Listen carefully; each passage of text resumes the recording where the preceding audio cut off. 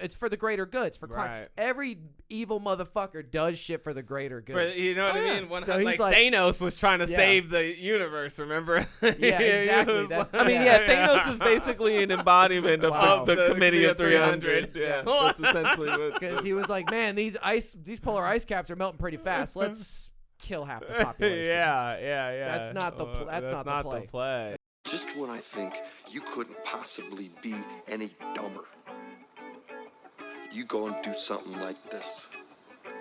And totally redeem yourself! Yo, what's up, Internet? Welcome back to another episode of Three Averagely Intelligent Dudes. Today we're discussing dangerous ideas. We're talking about secret societies, boys. Secret societies. Illuminati triangles. Not They're everywhere. public societies. No. Don't get them confused. These are secretive. Well, mine's public, but there's some secret shit going on behind doors. That's an important part about this episode, is that not everything is as it seems. Yes. Yeah, some are societies that are doing secrets. Yeah, you know? some of them are. And there's magic. Tune in. All right, well, let's get into it, boys. Essentially, they were like, predict population growth and how that will affect, society over time. And it just kept coming out real bad. But I was introduced to this topic from this video from this guy, Y-File. Seems like a really cool channel. Just show a little clip right here where he talks about it. To predict what the future of worldwide growth looks like given finite planetary resources, the MIT researchers who developed the Doomsday Model were commissioned by an elite organization called the Club of Rome. The Club of Rome sounds like an Illuminati group. Oh yeah, there are plenty of fun conspiracies about these guys. No, can we? Well, that's not really the point of this video. Please? Please. Fine. Thank you. The Club of Rome was created in 1968 by the Morgenthau Group during a secret meeting at Rockefeller's private estate, Bellagio. Yeah, this sounds right. The meeting was organized by Aurelio Pace, an Italian industrialist who had close ties to the Olivetti Corporation and Fiat. Now, Pace claimed to have solutions for world peace and prosperity, which could be accomplished through a new world order. There it is. The Club of Rome was established with 75 prominent industrialists, economists, and scientists from 25 nations. The Bilderberg Group and the Club of Rome are the most important foreign policy arms of the Round Table, which is led by the Committee of 300. Whoa. Round Table? Committee of 300? Well, the Round Table is a secret society that, if you believe the theory, is building the New World Order. No, I believe it. I know you do. The Committee of 300 is a council that creates policy for groups like the Club of Rome and the Trilateral Commission. Trilateral Commission? Yeah, it's a rabbit hole. Each of these groups deserves its own video. Back to the Club of Rome and the MIT experiment. The Club of Rome acts as a research institute on political, social, and economic issues, and supposedly NATO economic and military policy comes directly from this group. The Club of Rome claims that the future survival of mankind depends on a new global community under a single form of government. New World Order. Right. And the biggest threat to this New World Order and the biggest threat to mankind is overpopulation. Now, it's been alleged that the Club of Rome supports massive depopulation using any means necessary. Any means? Any means. In August 1980, Howard Odom, who was a member of the Club of Rome, was quoted saying, "It's necessary that the U.S. cut its population by 2/3 within the next 50 years." Now, he failed to mention how this would be accomplished.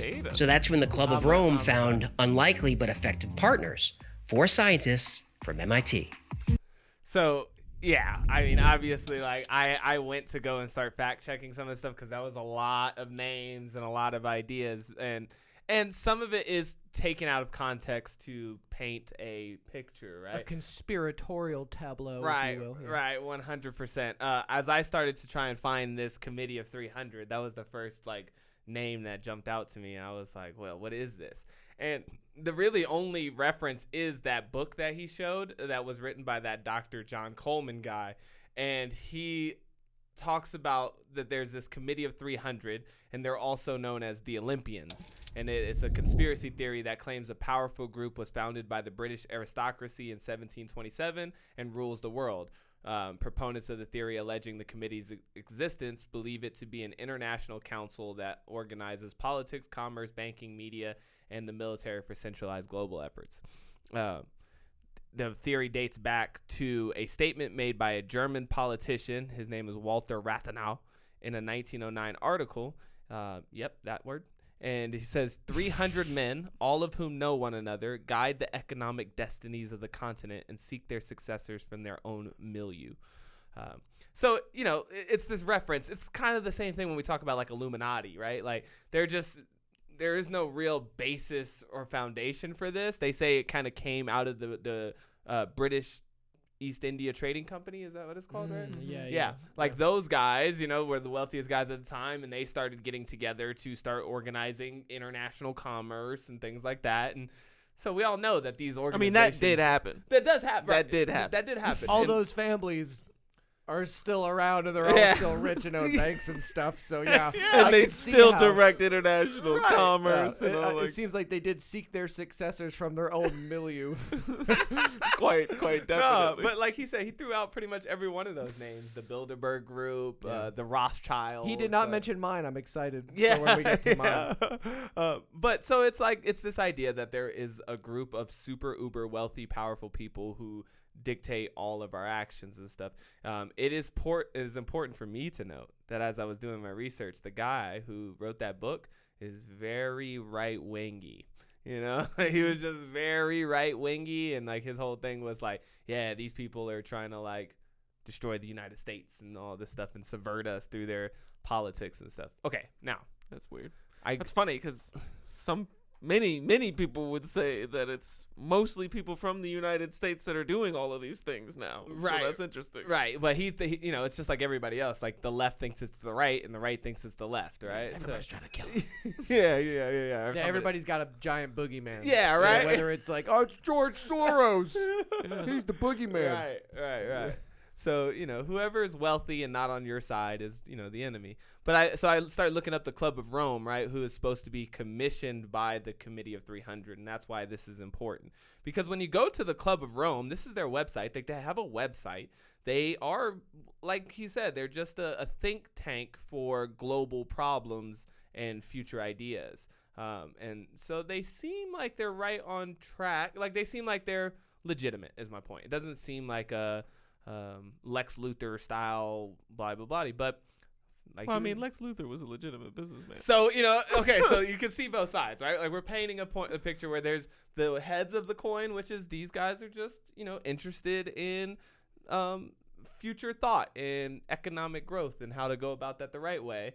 And then there's that other flip coin where it's like, but are we sure we understand their intentions and what they're going about? Yeah, because interest is one thing. The guiding hand is another. Right. When you have the means necessary to put your finger on the scale and alter how much weight there is. They control the means of production. Yes, that's funny. Because I'm gonna point to some of that and speak in mine as well. Because some of these groups, when they speak a little communisty. Yeah.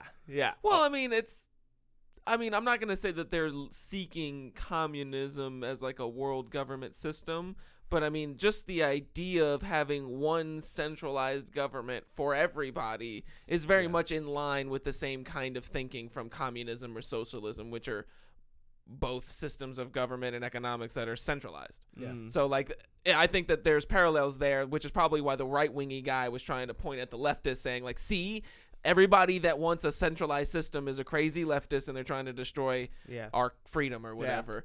So it's kind of conflating the idea of globalism with being liberal or left wing. Exactly. Because most people who are right wing or conservative would consider themselves more like nationalists. Like, I believe that, you know, my country and sovereign borders. And, you know, if you look at somebody that's quote unquote more liberal, they'd be more akin to open borders, maybe in their policy ideas, which would lead more to globalization. Right. And, you know, I mean, that's how it's like a bell curve. It's a generality. And like you said, I think that most people would fall under the categories that you described. And also the idea of like cooperation versus individualism, you know, like I think that more right wing people are more like every man for himself. And then other people are like, we all need to work together for the global good. These are what's called meta philosophies on top of your actual political ideology or whatever. It's the reason that you fall into a certain political ideology. It's because you have these meta philosophies about how the world operates. Yeah, totally. Or how it should operate. Totally true. So I get together, I go to their Club of Rome website, and I'm looking at these guys. They have a list of all the members on the page, and I got to admit, It's fascinating. they don't look that dangerous to me. I'm just saying. I mean, I don't know. If I had to square up with one of them in a parking lot, I'd feel very capable. I looked at them, and I was like, these don't look like Are you kidding me, dude? That guy on the left looks extremely dangerous. this guy or this guy. The dude This on the dude. far Okay, left, that that dude looks dangerous. I can this take guy? all 5 of them in hand-to-hand combat in Yeah, a of self-defense course. situation. Yes. All 5 at once. Well, I don't know about Yi Heng Cheng.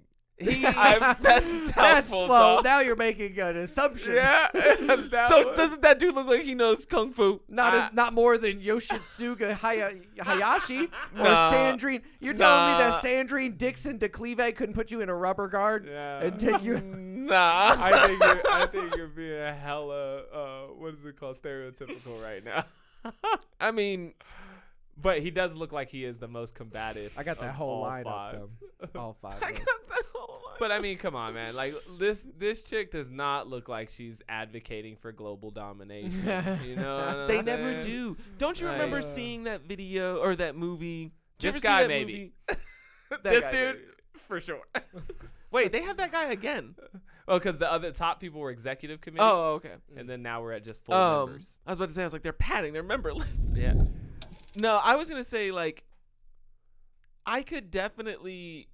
There's this movie where I can't remember the actor's name. He's the kid that played Harry Potter. I'm pretty sure. Daniel Radcliffe. Yes, Daniel Radcliffe, and he is like an FBI agent, and he's tasked to go.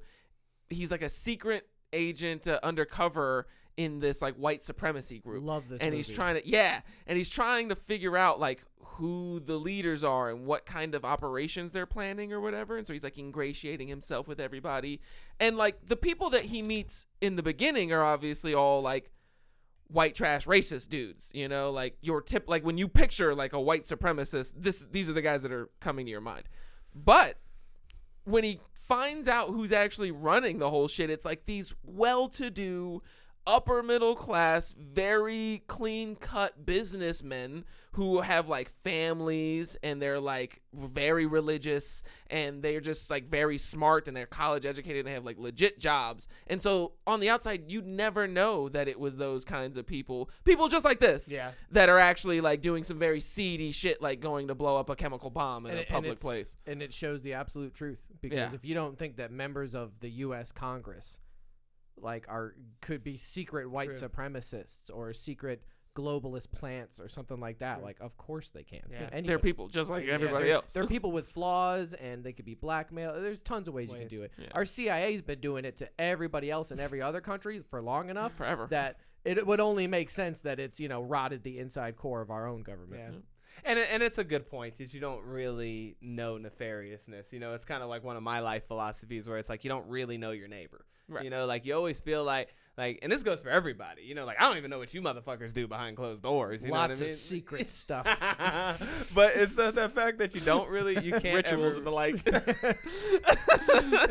You can't really judge the book by its cover. So I definitely get that they could be. But back on time with the storyline, these guys are not those guys, though. They're scientists and political, like they're leaders and thought leaders. They're not necessarily, remember, these guys were commissioned or created supposedly by the Committee of 300, which would be the actual, which is something I've noticed about these secret organizations type things, right? It's like there's always these layers of defense or separation. It's kind of like the way you Just like the cults, bro, with Nexium Right. and Ranieri. Right. Of You got course. layers Layers. and tiers and little mini offshoots. right the way you set up your businesses, like it's like trying to figure out what Trump owns or something, you know. It's like subsidiaries own another subsidiary through the You're fighting a Hydra. trilateral Yeah. commission. Yeah. Yeah. I wish I would have had more time to look into like the psychology behind people that get into secret societies, because I'd be interested to find out if they all have similar, like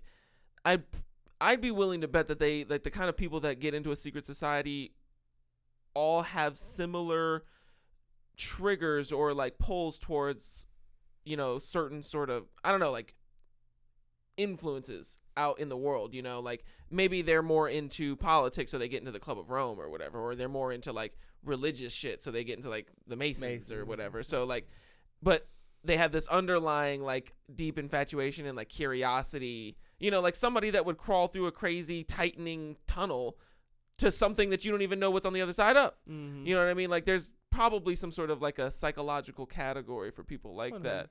But I think that that's every person. Like we Of all course, yeah. have that need to create groups and to, like I will get into mastermind groups, which is just, Right. Entrepreneurs, and we share entrepreneurial ideas and stuff. So I think that that's the psychological pull, is getting around like-minded individuals. Exactly. To share ideas. And that's where about all the thing layers that and you- stuff comes in. Because, like, of course, if you have a bunch of people who are, let's say, like, genetically or personality-wise inclined to want to be in a secret society, why wouldn't they start a smaller sub-society within that society? Which they do. Which right? they do. Yeah. Like, 100%. We're the more radical of them. Let's Yeah, say. you know what I mean? We Like, congregate. That's why Just when makes someone's like, well, Hollywood, they abuse kids. Like, Yeah. there's groups in Hollywood Right. that definitely abuse kids. For sure. There are groups of executives and producers at Disney who have done it, or Nickelodeon who have done it. Mhm. There are people all over Hollywood. But to say that Hollywood as an entity itself Right. is, well, that doesn't quite ring true. Right. I You mean, know what I mean? Hollywood's not even an entity, really. Yeah, it's just that it's the movie industry. Yeah. You know what I mean? Which is not just Which Hollywood. is, yeah, Right. diverse. And plus, I mean, you could even say, like, not even Disney. Like, if somebody would, like, an executive at Disney gets caught abusing children, like, you still can't really say, like, Disney is an organization Right. founded to abuse children. Yeah, It's yeah, like, yeah. There's layers to this shit. Yeah, I layers to don't it. think There's so. layers to Yeah. this shit, you That's know? why when I'm going to bring a bigger group. I'm going to bring the World Economic Forum, and when I get to them, it's within this World Economic Forum. I think that there are like closed door decisions being made, Right. because everything's out in the open with the World Economic Forum, but that doesn't mean there's not a secret society. Right.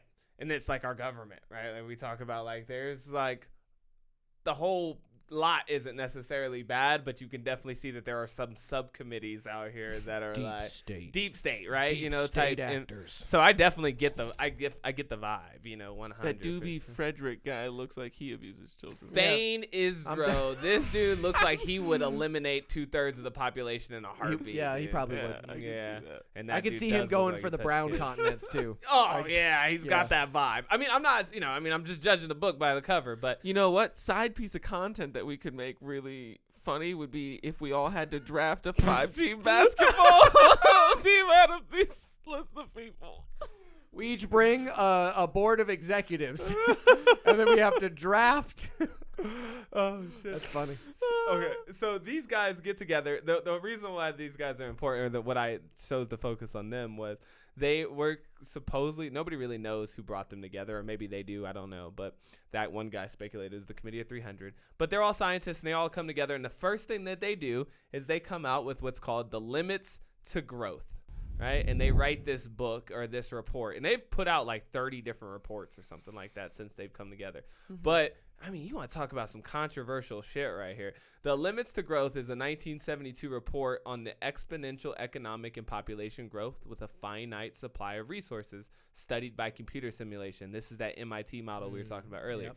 The study used the World 3 computer model to simulate the consequence of interactions between the Earth and human systems. The model was based on the work of Jay Forrester of MIT, as described in his book, World Dynamics. Commissioned by the Club of Rome, the findings of the study were first presented at international gatherings in Moscow, the report and in Rio de Janeiro. The report's authors are these people, and I listened to Jorgen Randers talk about it. He was this guy right here, I watched the video of him talking about it. Yeah. His whole thing was like, yo, climate change. Like the biggest thing that came out of this was like climate change is fucking us, and it wasn't, like I said, like he didn't seem like he didn't talk about overpopulation or like depopulation like these people were talking about.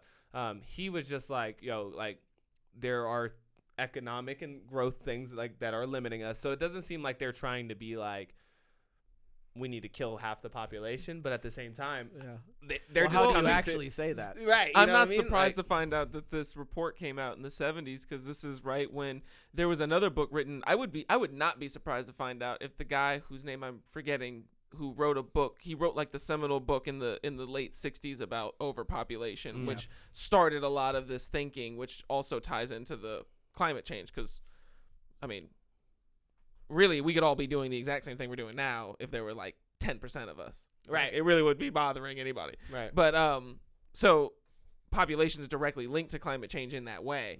And so I think that like that was interesting to find out that the report came out then. I was like, oh, this makes way more sense now because that was like a big issue at that time. Yeah, me too. It made a lot of sense to me too when I heard him talking. I was like, oh, this is where everybody's getting all these ideas of like, we got 50 years to figure it out and stuff. It all comes from this essential limits to growth in this thing. This is what they came to a conclusion. After reviewing their computer simulations, the research team came to the following conclusions. 1, if the present growth trends in world population, industrialization, pollution, food production, and resource depletion continue unchanged, the limits to growth on this planet will be reached sometime within the next 100 years. The most probable result will be a rather sudden and uncontrollable decline in both population and industrial capacity. Number 2, it is possible to alter these growth trends and to establish a condition of ecological and economic stability that is sustainable far into the future. The state of global equilibrium could be designed so that the basic material needs of each person on Earth are satisfied and each person has an equal opportunity to realize his individual human potential. That language. And number 3, if the world's people decide to strive for this second outcome rather than the first, the sooner they begin working to attain it, the greater will be their chances of success. And that's you hear this a lot with these groups. That's interesting. The first one is a legitimate conclusion that you could come to based off of the like information that they would have studied of 1971 in this in this thing. But their second and third conclusions really aren't even conclusions. Those are assertions that they're making based off of the only conclusion that they came to. The only conclusion that they came to was that the model said that if we keep going like this, there's going to be a huge drop off of population because we can't sustain it. Right. And then they made these like pseudo conclusions on top of that, which is, but we could do this. And it's like, but that's not a conclusion from the model. Like that has nothing to do with this report. Like that's an afterthought, really. To build on what you said, if they didn't factor in technological growth and the fourth industrial revolution into this MIT thing in 1972, then it's bobo bullshit. Well, you can't. It literally that's the problem doesn't matter anymore. That's the problem Burn with modern day models have the exact same problem that the model that they use to make this report has, which is that it cannot predict what is going to happen in the future. It can only tell you what is likely to happen if everything stays exactly the same as when you press start. Right. That's the only thing that models can tell you, which is kind of useless because we all know that even if you were to do everything in your life exactly the same, shit around you would be changing constantly. So like it's not going to work.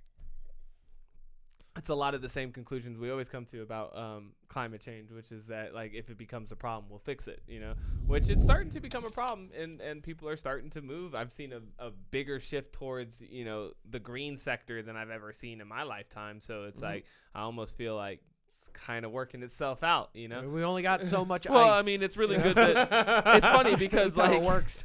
you could see, like, I thought about this in the same way that I thought about with the COVID-19 pandemic stuff, where it's like, it's hard to say whether or not the lockdowns worked because we can't go back and try to see what those last 2 years would be like if we didn't do them. Yeah. So, like, it's the same thing with this, like, it's hard to say if we would be here now if it weren't for these people in the 70s scaring everybody half to death. That's true. Yeah. You know what I mean? Like, yeah. Like if somebody this might have been exactly what we needed to hear. Like, it might not have been quote unquote factually correct, right? But it might have been exactly what the world needed to hear to like, hey, y'all gonna die. And they were like, what? With like the one or two inventions that just absolutely had to happen to like vastly change like some of the pollution output, like hairspray. Like just the fashion trend of people spraying hairspray into their hair was incredibly prevalent through like the 70s and 80s and probably way before that too. So you're just throwing all these aerosols into the ozone layer. You know what I mean? Like it seems like it would be really bad for the environment. And then that just went away. Yeah. So like a trend went away and people started like using other things to style their hair. Pomade, gels, you know, not as much of like women just stopped doing the whole big volume thing altogether. Exactly. Yeah, they were just like, I think I'm just gonna bring it down. So now you have like an algorithm could never just be like, oh, humans They're are gonna gonna stop style their using- hair different Yeah. in the 80s and 90s. Like, what? Like, no. What's an interesting? How did you come to that conclusion, Mr. Model? Well, I'm smart. Yeah. Big brains in here. Yeah, history rhymes. Yeah. And some of the criticisms you guys are pointing out are some of the other ones. Peter Passell and 2 co-authors published an article in New York Times describing LTG as an empty and misleading work, best summarized as a rediscovery of the oldest maxim of computer science. Garbage in, garbage out. Nice. Yeah, that is savage. God damn, dude. Peter Passell, Jesus. Found the study's simulation to be simplistic while assigning little value to the role of technological progress in solving the problems of resource depletion, pollution, and food production. They charged that all LTG simulations ended in collapse, predicted the imminent end of irreplaceable resources. Passell also charged that the entire endeavor was motivated by a hidden agenda to halt growth in its tracks. And so, and then they've been going back and forth. But here's the point, though. Here's the point. Yeah. These guys are powerful, though. Yeah. Like, let's not get it twisted. Like, whether and a lot of the conclusions that they've come to in this limit of growth, like, because there was things that they predicted would already happen, they got a lot wrong. Yeah. They got a lot wrong. But the point is, they're also still the ones persuading economic and military and, all these things. This is what's so hard for people to get a grasp on, because it makes no sense logically, and people think that they think logically. But it's not the person who's most correct that convinces the most people. So, like, they don't have to be, like, correct to convince everybody out here to do what they want you to do. They just have to be good at it. Yeah. You know what I mean? Like, this is a side tangent, but I feel like I can relate the two, because not enough attention gets paid to who commissions studies. of course. Like I said, there's this MIT model that was paid for by the Club of Rome, maybe this committee of 300 if they exist or whatever. But it's like a lot of times studies are presented by the people who are looking for a certain result. Right. I got a side tangent that I found. I came across this the other day. Kim, what's on your radar? Well, another round of Pfizer documents have dropped. This is part of the 340,000 some odd pages the FDA and Pfizer wanted to release over the course of several decades. But instead, Yo, can we get 75 years for that? Yeah. sued, and a judge ordered They the wanted you FDA to to make forget. them available by the end of this year. Well, each round of documents is to be delivered on the 1st of each month. So this past April 1st, no joke, over 11,000 pages were released. Between these documents and another document released on March 24th to the group, a group called Public Health and Hold on, can you Medical pause it real quick? I'm Professionals. sorry. She said 11,000 pages were dropped on April 1st. Yes, sir. She said that they drop papers on the 1st of the month every month Yeah. for 75 motherfucking years. No, they wanted to wait several decades they wanted to release this over the next couple of decades, but Right. they got subpoenaed essentially to be like, no, you'll do it now. Oh, okay. I didn't know. I Yeah. didn't hear whether or Speed up not the that process. had actually happened. Okay. Yeah, no, so that's why they had to drop them on April. Oh, I 1st. thought she meant like they'll be dropping like 11,000 pages a month for the next 75 years, and I was like, I hate these motherfuckers so much. Like, I swear to God, I'll never fucking take a drug in For my life. transparency, we've learned Still some won't. bombshells. The first bombshell in the document is that natural immunity works and Pfizer knows it. The clinical trial data showed those with previous infection of COVID had no difference in outcome than those vaccinated. In the limited trial, none of the vaccinated nor those with previous infection resulted in severe disease defined by either the FDA or the CDC. They were broken up into two different groups. The FDA and the CDC define severe COVID slightly differently. The CDC roughly defines it as anyone needing hospitalization, whereas the FDA defines it as anyone needing supplemental oxygen. Either way, there were 0 cases of severe COVID in the natural immunity group, whether they were vaccinated or not. And their own data also showed that natural immunity was statistically identical to the vaccine against infection. That's what their data showed. Yet, rather than say people with natural immunity don't seem to need the vaccine, which is what they've been saying in Europe, for example, Pfizer instead spun their conclusion and said, quote, final efficacy results show that the vaccine provided protection against COVID-19 in participants with or without evidence of prior infection with SARS-CoV-2. Another revelation from the documents was that adverse reactions were more frequent and more severe in younger groups. The document reads, quote, reactogenicity and adverse events were generally milder and less frequent in participants in the older group compared with younger group, and overall tended to increase with increasing vaccine dose. Older is defined as 55 and older, and the study itself was for 16 and above. So the side effects were more frequent and more severe in people under 55, even though we know the younger you are, the less likely you're to experience severe COVID. According to the Lancet, 16-year-olds have a 99.993% chance of surviving COVID. A 30-year-old is at 99.943%. At 50, their survivability is 99.572%. Only once you hit 60 does it drop below 99%. A document procured during the dump was a consent form for a children's clinical trial of the Pfizer vaccine. The form is from December 15th, 2021, so only 15 weeks ago. And it interestingly states some facts that have been labeled by the mainstream media as being misinformation. The consent form lists several possible side effects, including myocarditis, which many of us know about. But the document says the rate of occurrence is 10 in 100,000 people. And they don't specify age or gender. So that's much higher than previously reported rates of 1 in 50,000 people. Even then, we know the bulk of those cases are in younger males. So when controlling for age and gender, the risk significantly increases. The consent form also... Man, that was interesting. Wow.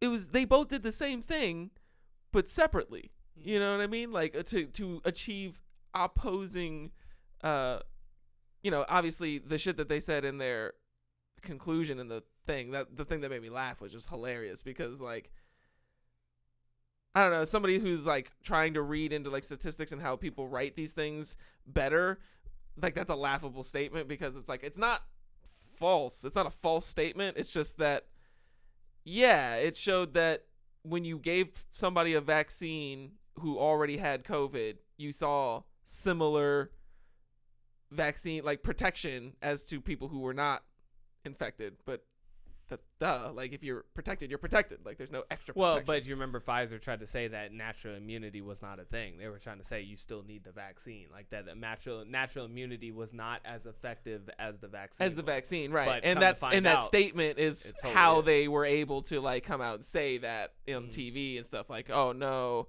because in our conclusion, and it's like, but your conclusion is an empty sentence. Yeah. But then she did it too because she said 10 out of 100,000, but you could easily have just said 1 out of 10,000. But that sounds like less. 1 out of 10,000 sounds like less than 10 out of 100,000, at least to me. And so when she said it, I was like, why doesn't she just say 1 out of 10,000? Well, that's how they published it in the document. Because the Club of 300's writing the script. That's why, buddy. Probably. That's why she said it. She didn't write that shit. No, of course not. It's just like, why is Pfizer, the people who sell us the vaccine, also the ones doing our COVID research? Wait. Why would Pfizer want people with natural immunity to get the vaccine? Right. Interesting. Interesting. But same, though. So I'm like, why would the Committee of 300 want data that says we're overpopulated and like need to do something about it? Good excuse to get rid of these filthies. They don't give a shit about the environment. They're just like, I'm saying. That's why when people are like, well, Bill Gates, he planned all this COVID stuff. When you hear shit like that, like, I used to take a conspiracy theory and be like, go with the premise that it's false, and I would not give any credence to it potentially being true. It was how I could really look into them and enjoy them. Nowadays, I'm so jaded and burnt by all this stuff that I'm like, all right, so maybe Bill Gates had prior knowledge, right? Like maybe he just saw the pieces in play and was like, that Wuhan laboratory has got some pretty spicy bats in there. They did put out a Netflix documentary about a pandemic less than a year that a pandemic They ran happened. an entire simulation where all the big brains got in a room like it was a fucking mock world war and did a whole, we're responding to a pandemic. Yeah. and then we had a pandemic. It's kind of like how, like, at 9/11, we were like, we're going to do some planes falling into building drills. Stop it. Yeah. And then in Las Vegas, it was like, we're going to do some active shooter drills. Right. You and know? then It just seems to the always same thing line in the up. British tubing bombs, where they were having the exact same scenario happen at the exact same time again. Not to That be happens. Too, That's happened way too often for that to be a coincidence. I almost feel like they're like sensing. I mean, that's that's the force or something. There's either Or that they there's know. going to be an attack happening, or you have somebody in your organization who is leaking this information to somebody who wants to do an attack and just copies the attack that you're simulating. Yeah. Like, either way, you have a problem. But there's definitely a problem going on. Like, there's no way that I believe that all of these countries all over the world had attacks that were simulated at the same time that they were actually happening in real life go down. There's no way. Yeah, like all good detectives say, you can't believe in coincidences anymore. You cannot believe in You coincidence. Right. So, You cannot. if I was going to Right. look at this with my Sherlock Holmes magnifying Right. glass, I'd be like, it's Charles Schwab in the Economic Forum with the Wuhan virus. I'm just saying. In the level 4 lab. Yeah, in the level 4 Wuhan lab. With the virus from the bats. That's Yeah. good. Because like I said, these societies aren't. It's like sometimes they're not even secret. They're just societies, but they could be doing secret things. You know? And it's like it's tough because you don't really have. You're not privy to the transparency that you wish that you could have. Like it doesn't even matter. Like the crazy thing about it is. These are just the ones we know of, Yeah. Like, we don't even know. I was just about to say that. Yeah. Like, it's, just like we said last week with the incidents of child abuse that get reported, or just the incidents of child abuse that get reported. Like, we don't I know talked about everything this. that doesn't happen. I was talking to my roommate about how in the military, like, rape is really bad. And in the military, male rape is really bad. They just don't report it as often because... For the men don't want to say they got raped. Men don't want to say they got raped. Exactly. Yeah. It's just like a. I mean, cultural really, thing. nobody wants to say they got raped. Right. True, but like culturally speaking, like But certainly men. Right. yeah, like it's there's a lot of threads to pull there, but basically it was just like. Yeah, it happens so much that every year we would get together in the Army and sit down in an auditorium and watch videos like "Don't rape your 4 buddy." times a year. Was it okay? 4 times was a year? Quarterly Okay, yeah, training. you were yeah, NCO, so you know more than I Jesus do. Christ, but that's how bad it Quarterly, was. don't rape your fellow Armymen training. Sexual Yeah. harassment training every 3 months, dude. Like, Videos, suicide awareness. But that's because that's how bad of a problem it really is. But that's the thing though. It's like we were just saying, the numbers don't always. It's like an iceberg. Yep. It's like what you see is just the tip of it, and underneath all that, there's just like so much more going on. And it's just sketch, man. I don't know what these Club of Rome cats are up to, but I don't like the conclusions that they're coming to. I don't trust any of them. I will say, don't I like will the say, I wanted to conclusions. bring this up real quick. I don't want to post away too much, but I would be remiss if I didn't tell the listeners to go out there and do some research, because I've heard some very intelligent people kind of debunk this whole theory of overpopulation. A lot of, I guess, other people have run models. I mean, you can run a model and get whatever you want, but basically a lot of people are saying, like, actually it looks like we'll probably peak out about like 9.5 billion people, and then we'll start to go down, because there's a lot of like Japan, for instance, is a hub of lower what's the Low birth rate. low birth rate. Yeah, like their birth rate is extremely low, and their population is getting, like, don't be surprised if in the next 10 to 15 years you hear about Japan having a supreme labor shortage, because so many people are super old in Japan and they're all going to die right around the same time, and there's not enough people in the next generations coming up just because they have such a low birth rate. Is that not what they're talking about here in the limits to growth then? Like that we would start to see this sharp decline in population? It's not going to be sharp though. Like a sharp, well, I guess it would depend on what you define as sharp. No, I imagine that they're painting like an inflation picture. It's kind of like once it starts slipping and keeps slipping, it's like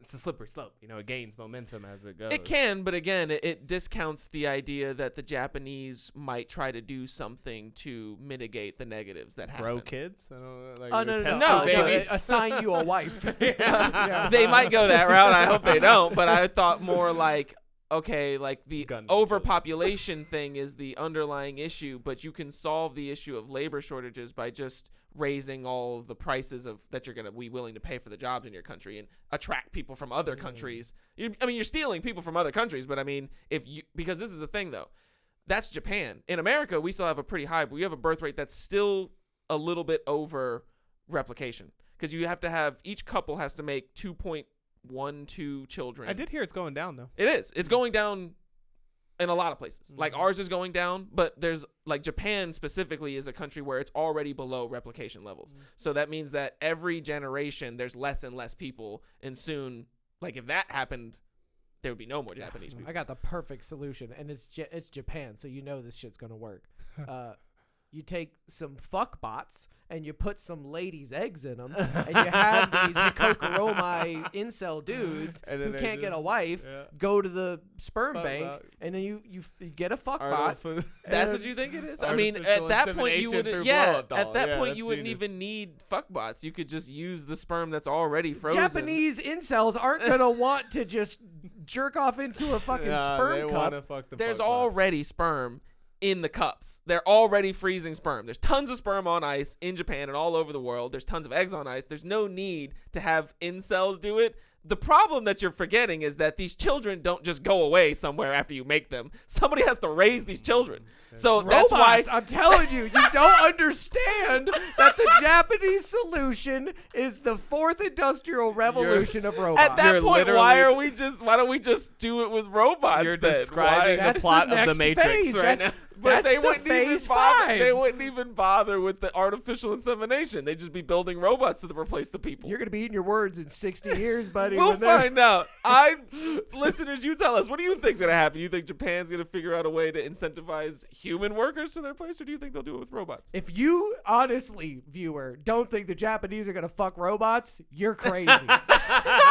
You're crazy. They're already because doing Americans will do it. The Chinese will do it. They're already doing it. They're already doing All it. right. So, yeah. But I don't know, man. I think that overpopulation, I don't necessarily. I've heard a lot of data against the overpopulation bit. Like a lot of people have talked about how the birth rate is actually declining and things like that, and so that we will peak but we'll start to decline, which is kind of what they're saying. That'll be but a one new thing problem. I can get down with. I don't need a world model or anything. I just from my own anecdotal experience and like 30 years on this planet, I do not feel like we operate in a sustainable way. You know, like, and I think that's what this group is trying to get at too. It's that like the way that we go about consumption, especially in wealthy countries, the way we go about consumption is already unsustainable. Now times that by another 2 or 3, and I don't see how they can do that. You know what I mean? Like I don't know how we're gonna. As the they numbers say, aren't the numbers adding up. don't add yeah, up. they're not adding up. So I definitely get what they're saying. I don't necessarily think decreasing the population But I mean, is the answer. I think it's more decreasing our consumption. What about having 2 to 3 billion more people? Do you think that we couldn't like Sustain? Yeah. Well, I mean, because we already like the world produces more food than it needs. I mean, the world throws away. I think it's like 20% of its. But that's global production, right? Like you said. What about finite resources though? Things like oil or Clean drinking water. stuff Drinking like that, water is one I was gonna go for, or land. Like there's only so much, like and not just like land, but like fruit bearing land, Farmable, yeah. like land and stuff. So I mean that's just where I'm at. Do you with know it. that our food production's been increasing while the land mass that we've been growing it on has been shrinking? Which is also increasing trash production probably, and like That would be making less trash because you're like growing it's on kind of less like land. Well, no, it's like we talk about with beef farms, right? They're producing more beef, but they're also producing god awful More amounts of wastewater. methane gas Yeah, and things methane like that gas, too. So yeah.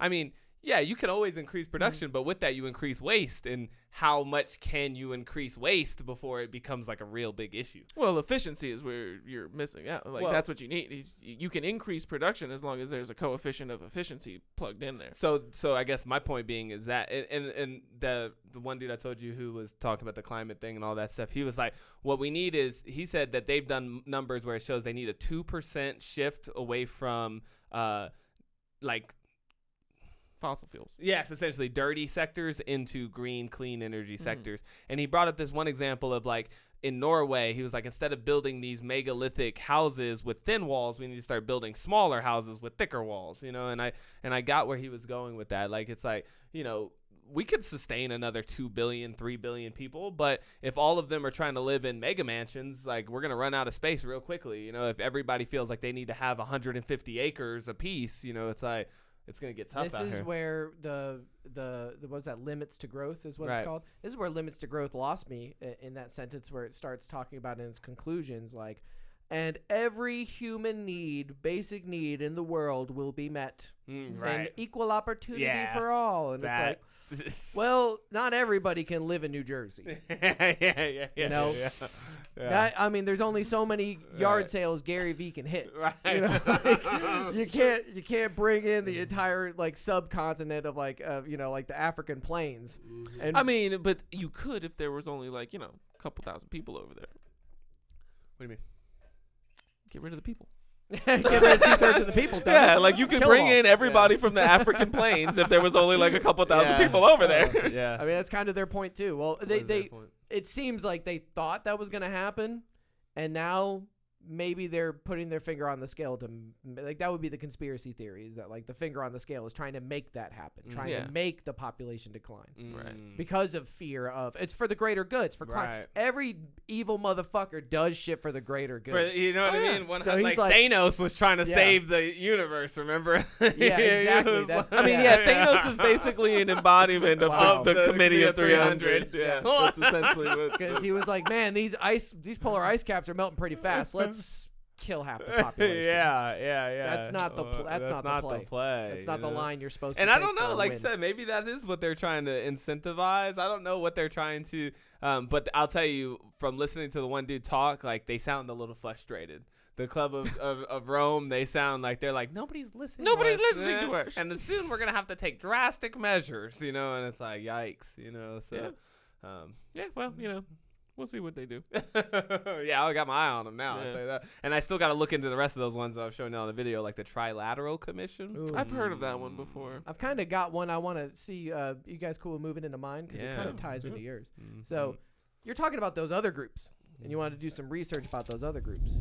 Have you heard of the Geneva-based World Economic Forum? No. All right. So the WEF, which describes itself as an international organization for public-private cooperation, has been hosting its annual meeting in Davos every January for nearly 50 years. Now I'm going to tell you a little bit about Charles Schwab, and then we're going to watch him. The forum is chaired by founder and executive chairman Professor Klaus Schwab. Klaus Schwab. If you've heard the name Schwab, he's related to him. Of course. Anyways. Because you know, it's like an investment firm. They're a banking family. Yeah, it's everything.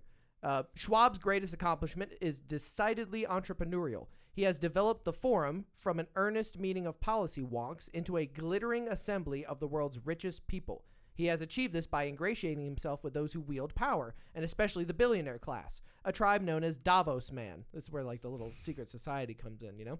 Schwab has constructed a refuge for the outlandishly wealthy, an exclusive zone where they are free to pursue deals and sundry shenanigans while enjoying the cover of participating in a virtuous undertaking. Their mere presence in Davos at the forum signals their empathy and sensitivity, because the Davos, the forum, is like, we're going to help everyone. Did you write that? No. Oh, okay. Sounds real Epstein-ish. Yeah. Yeah. Like, wait till you see the guy. Like. Okay, so this is him talking about the Fourth Industrial Revolution. It's a little minute. The Fourth Industrial Revolution is a combination of technological breakthroughs which will completely change business models, society, economies.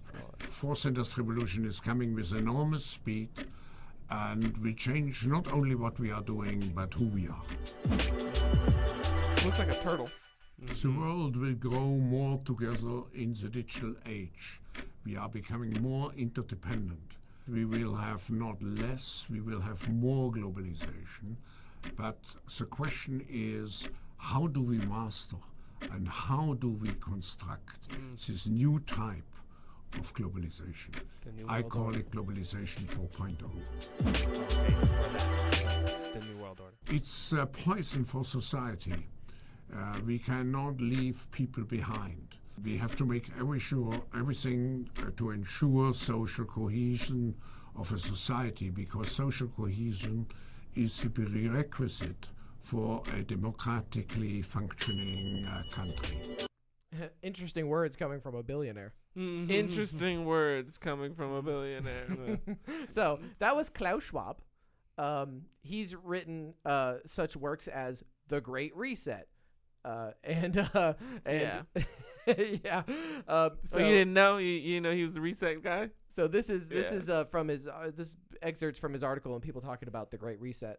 There is an urgent need for global stakeholders to cooperate in simultaneously managing the direct consequences of the COVID-19 crisis. To improve the state of the World Economic Forum is starting the Great Reset Initiative. This sounds terrible. Leaders find themselves at a historic crossroads, managing short-term pressures against medium and long-term uncertainties like, is everyone going to die from COVID?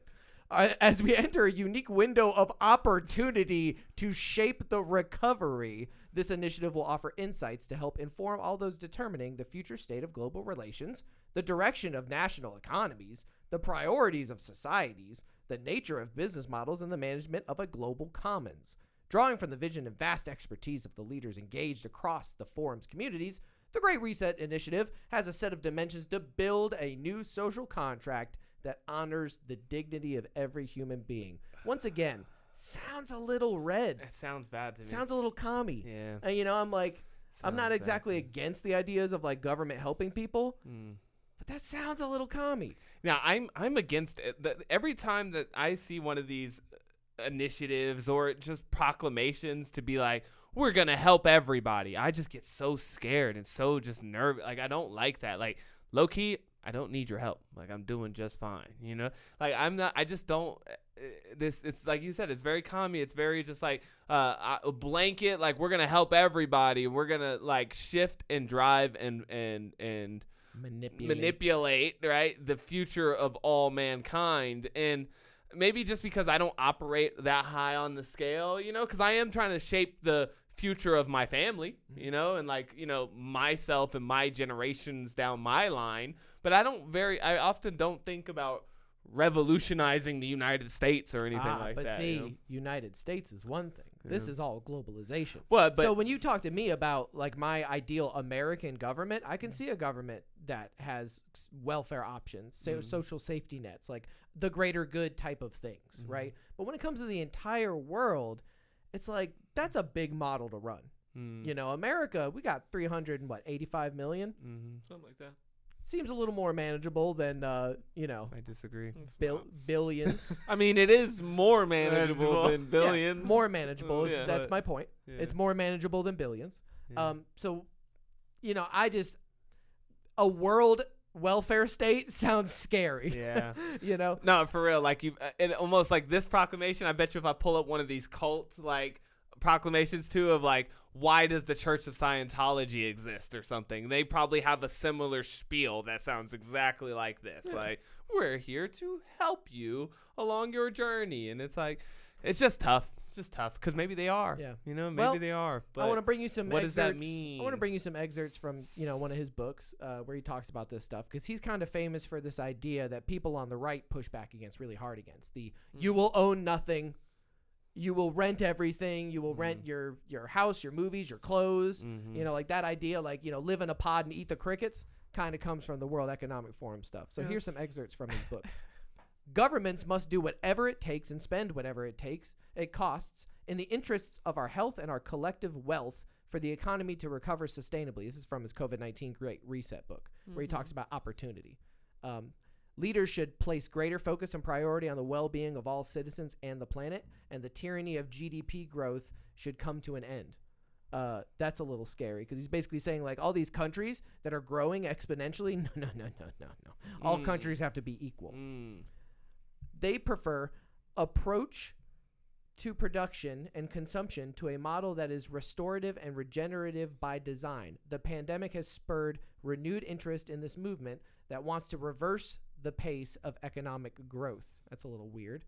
They propose a planned yet adaptive, sustainable, and equitable downscaling of the economy, leading to a future where we can live better with less. That's where they get this idea of you will not own anything, you'll eat the bugs. Yeah. But that's so funny, like in the same way that we thought it was interesting for the billionaire to say that wealth inequality is a poison, which I sort of agree with him. Like, I see how it definitely can be used negatively, and I think that it leads to negative outcomes. But it's always just interesting to hear a billionaire say that. And then when you hear something like the kinds of assertions that he's making in this Great Reset book, and then the other things that he's talked about with just like the global, he talked about how he says we need to master the way that the fourth industrial revolution is going to take place, and but when he says we, he doesn't mean all of us. He means the billionaires. Because when he says you'll own nothing, he's very specific with that language too. You will own nothing. You will rent everything because we own all of it. Correct. And you will rent it from us. There's no need to worry about striving against your fellow man down there because you'll all be the same. Damn. And we'll all be the same. Damn. But we will be different than you. Didn't really think of it like that. It's just like they did. That's why he wears clothes like this. Dude, it's just like they did in the I don't Soviet like when Union. y'all do that, man. Stop wearing uniforms, man. This This is Klaus Schwab in his Dr. Evil League of Extraordinary And this is Evil. what they wear at these like Davos meetings and shit. They get down with this weird, creepy shit. Fuck with that at all. Now, man. you would think, okay, he's wearing weird stuff, but how powerful is this guy, right? Okay, here's him with President Zelensky, his hand-picked dude. He loves this guy. Yep. This is prior to, obviously, him being the president of Ukraine and all that stuff. But, like, he's on the come up with his man, Klaus Schwab. Probably how he got elected. Here's Biden at the World Economic Forum. There's Al Gore. There's talking. Trump there, He's too. actually Trump. Al Gore is on the board, currently on the board of the World Economic Forum. Here's Xi Jinping talking at it, talking about trade and barriers and stuff. Once again, Trump. So, they're the most powerful people on the planet. Here they are hanging out. Yeah, they're all hanging out, man. And I like look when he says this last statement: planned yet adaptive, sustainable, and equitable downscaling of the economy, leading to a future where we can live better with less. I agree with that statement. Like, I love that statement, but it's like my brother always points out, it's not about the objectives that we have. A lot of times it's about how do we plan to accomplish these objectives, because that is the interesting thing is like all the billionaires, there's very few of them that don't believe that economic inequality is a bad thing. Right. Like, they all understand that, but none of them are coming up off their billies. So, No. you know what I mean? So it's like they're like, well, if you come off your billies, I might come up. Like, right? Like, you guys got to go first, not me.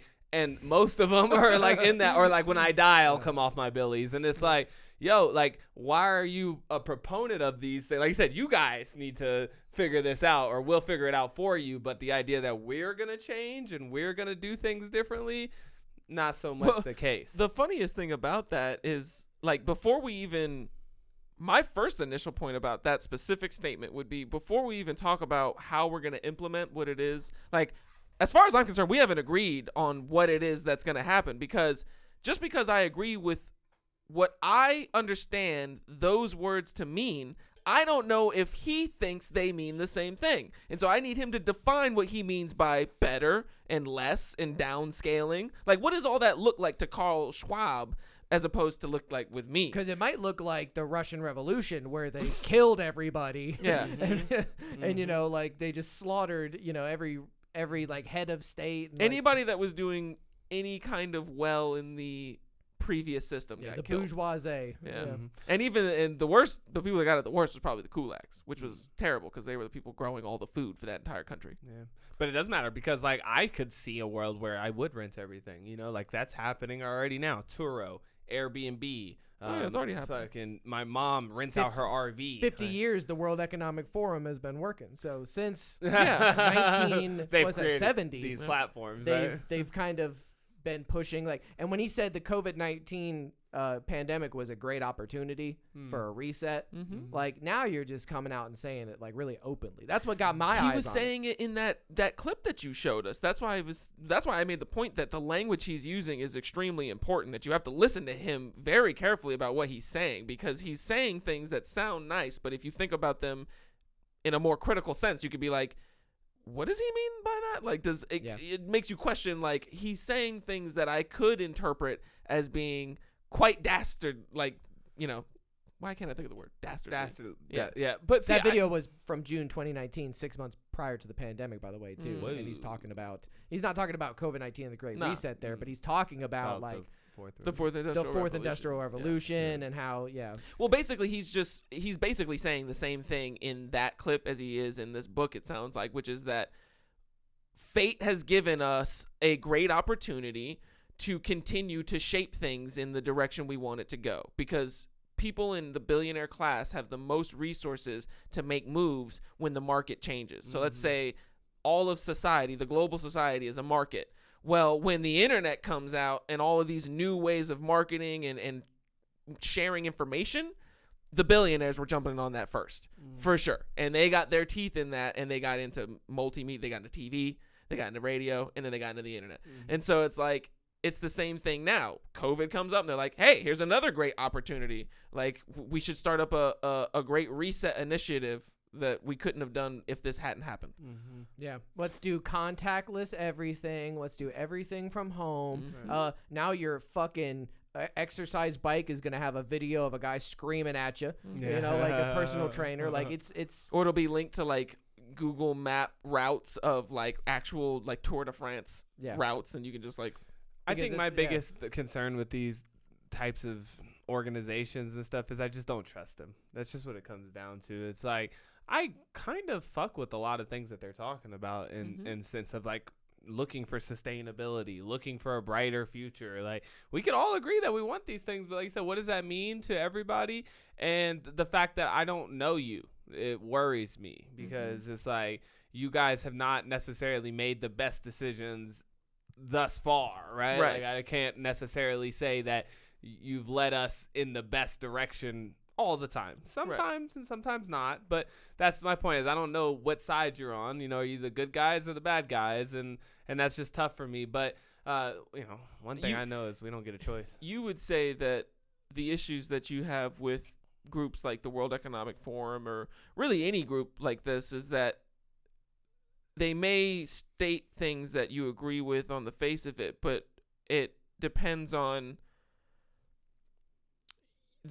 at the core of it, they're making decisions for you. Yes. Like, and that's what you don't like about it. That's the part that fucks me up. Yeah, because like one of these dictators could be like, I want to, you know, band all the European countries together and make a more perfect union. And it's Hitler. Yes. And he's like, I'm just going to conquer them all. That's how I'm going to do it. 100%. You know? So it's like, you can have a goal of like, I'm going to make this continent successful. Right. And, you know, and like, great. Like in Hitler, that was his whole platform. It wasn't like, I'm evilly and dastardly and I'm going to kill millions of Jews or anything. It was just like, yo, I'm going to make Germany better. And he made amazing, you know, war like, machines. He got up there and was like, make Germany great again. Right. You know, exactly. And so it's just like, you know, when you see these people who come out with these agendas and they create all these like ideologies of like, and this with anything, you know, it's like anything. Christianity did this, you know, like the ideas of Christianity are beautiful. Like, let's not get it twisted, you know, but the implementation of Christianity has not necessarily been the most beautiful thing that I've seen, you know. So you remember that whole period where the church was like, yeah, you can sin, just pay for it. or where they were just parts. like wipe out everybody who doesn't agree with what we're saying. You Send know? children on a boat to go fight the Muslims. Great idea.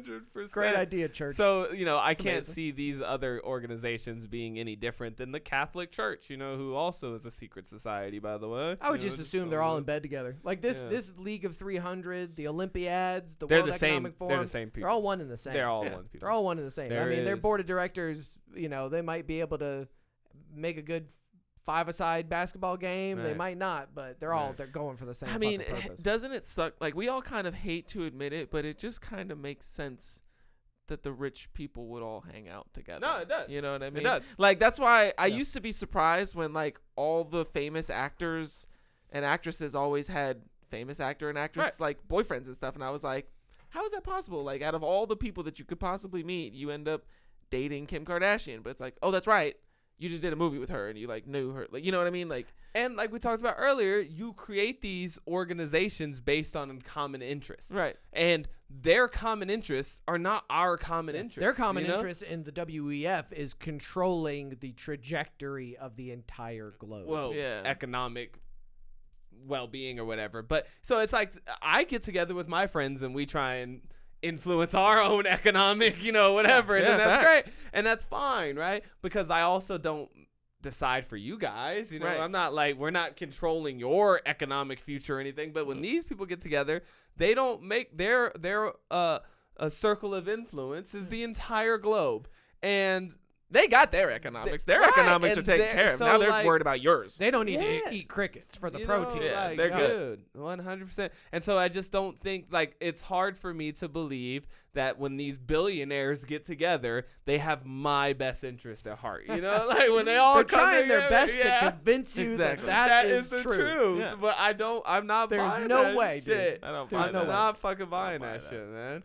And you know what's funny about it is that, like, you wouldn't buy that if any other stranger came up to you. Like, if some stranger, like, didn't look like a billionaire or nothing, didn't just hop off a yacht, but if some dude just walked up to you in the middle of the city that you live in every day, was like, yo, I got this great idea for your, for the world, and it's going to be good for you. You wouldn't believe him. Yeah. And even if he told you, don't worry, I'm a billionaire, you still wouldn't believe him. I would be like, all right, bro, you need to get the fuck away from me.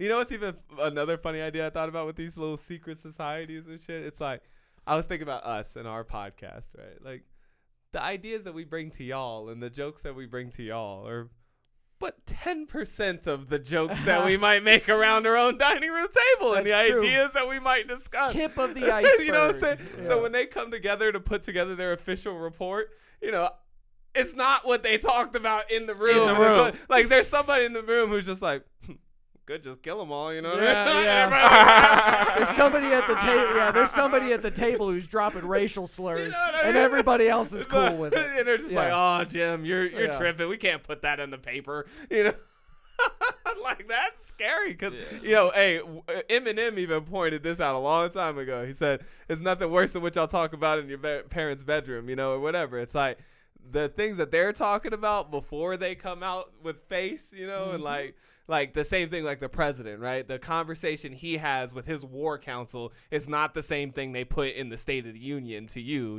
So Yeah, It's like the Nixon tapes. You ever listen to the Nixon tapes? right. Yeah. Exactly. You're getting filtered information. Yeah. You grab them right in the pussy. Yeah, exactly. Like, that's what they're saying, Yep. and then you get this watered down political version of their statements. And so when I read all this fluff language about, the tyranny of GDP growth, I'm like, what exactly is it that you're what do trying you to mean by imply that, buddy? Yeah, what? Because You don't like you're GDP looking pretty growth? hard at America right now. Yo, that We ass. see you. Yeah. So, hey, man, these guys are out there, but they're out here. That's the Yeah. thing. They're out here, man. This is but tip of the. I was thinking about how funny we could totally make this a series, just like we have like with ancient, tech. yeah, or secret aliens, societies. Secret society. Because the Skull and Key or whatever. Skull and Bones, yeah. Yeah, Skull and Bones. The fact that George Bush and was it John Kerry were both members of the Skull and Bones Society, right. and they were on the Democratic and Republican ticket respectively for the presidential election. Right. What the Yep. fuck is that, bro? Yep. That's like, I am a 33rd level, Master Grand Mason. Me too. Let's run for president together. Like, Swing. But it makes sense though, and that's the scary part, right? And that's why people believe in these ideas of like new world orders and stuff like that. It's like, you just rebranded as WEF instead of NWO. it's that like simple. it's the same thing. But it's kind of like we talked about the pandemic. Are they predicting it or are they making it happen? making right? Like when they're like, oh, we're running models for the potential of a pandemic, and then all of a sudden a pandemic pops off. Here they are saying, fourth industrial revolution, that could be a thing. Maybe, I don't know. Maybe we should have everything digital. Like Maybe there'll be like a metaverse in the next 10 years. Yeah. Who right, knows? right? You know what I mean? So it's like almost like, are you just trying to tell us things you already know, or are you really trying to? What's the chicken or the egg? It's Yeah. kind of what it comes down. I think to it's for the me. same way they're giving us alien technology. Right. Just little by little. Yeah, just Just get a taste what they for can it. handle. Wi-Fi. This seems like it makes sense. Yeah. Bluetooth. 100%. Ah, this makes sense. But- Okay. Quantum locking. We're getting a little weird now. They're definitely picking their predecessors from their own milieu, though. I'll Yeah, tell you facts. that. Like, there's one thing, like you said, it's Damn. no consequence that both of these guys were in the same organization. Like, let me tell you something. If I got a little bit of power right now, who you think I'm gonna give some I'm power on the to? council. You know what Yeah, I'm saying? I'm on the like, council. hey, John, Yeah. what's up? You could be my Yeah. VP, dog. Could be my Yeah. VP. So it only makes sense that these guys would, and they're doing that because they have a common goal, and we don't really know what those goals are. That's all I'm saying. My first goal would be to usurp you as king. Number one rule of the land: marijuana is now legal in all 50 states. The tyranny and the bullshit's gone on far too long.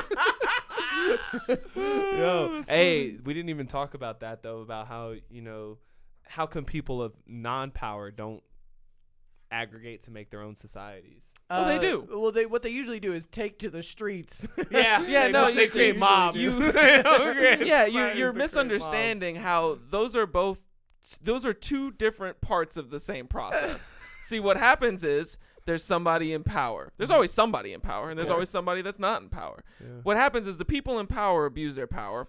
The people that don't have power band together to create power that wasn't there. Kill everybody that had power, and then a couple of people from that area take power. Those people then have power for a while. They start to abuse it. Yeah. The people that no longer have any power down there, they get angry. Yeah. They get together, kill those people, and then some people from that mob get into power, and then it keeps going. This has been Mac's history of Russia. This has been The Mac's world. history of the world. Of world. all human Yeah. beings Yeah. ever. That's true. But you can see why the billionaires are trying to get together to aggregate their power to keep that other Right. It's population at bay. It's Bernays. Yeah, it's Bernays figured it out. It's Keep them Bernays. dumb Yep. and concerned path. with consumption and bullshit. Yep. And then we can just collect Yeah. all the beans.